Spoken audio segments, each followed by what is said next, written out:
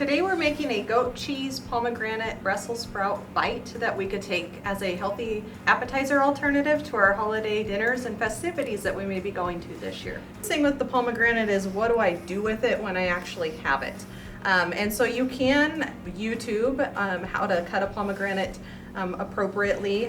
One of the suggestions is cutting off the bottom part to make it flat, so it's a little bit easier to kind of cut through this outer skin and then peel it apart.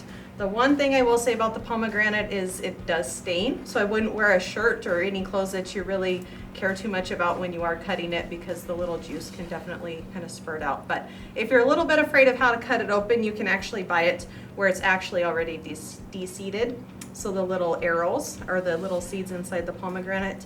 You may spend a little bit more money, but for some people that may be worth it. Remove some of the outer leaves, and then we will just cut off the stem. And what we're trying to do is find a little cup that we're going to end up putting our ingredients in.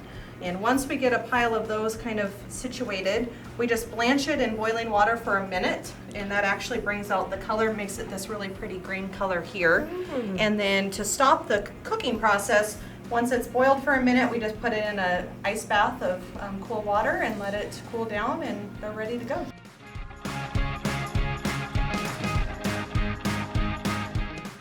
Next step is really easy. We just take our little Brussels sprout cups. We're going to add just a little bit of goat cheese, and goat cheese is a lot stronger than normal cow's milk cheese would be. Pretty similar nutrient profile wise. The biggest difference is it can be a little bit easier for people to digest goat cheese because the fat molecules are a little bit smaller. But it has a nice creamy texture, and because it's strong, we don't necessarily need a whole lot of it in our little cups.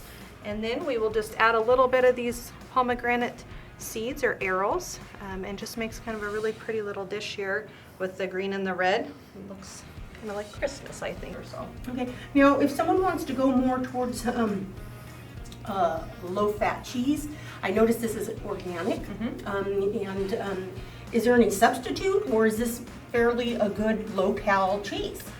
That's a great question. Goat cheese is similar to cow's milk cheese, where we actually can buy a low-fat version. This one here is original, but you could buy a low-fat or kind of fat-free version of the goat cheese, which would definitely decrease the amount of calories and saturated fat in it. All right, great news.